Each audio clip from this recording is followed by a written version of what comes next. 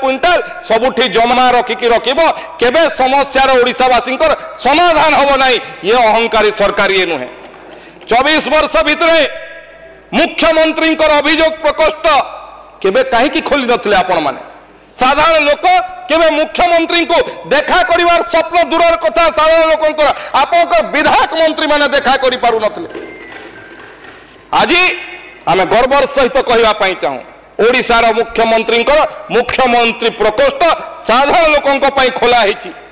एवं अभियोग प्रकोष्ठ में 9,000 रु अधिक आवेदन आसिला परे 80% ताकू डिस्पोज 80% रु ऊर्ध्व लोकंकर समस्यार समाधान ये हूँ लोकंकर सरकार आपणकर सरकार समय लोक खोजुले सरकार कोठी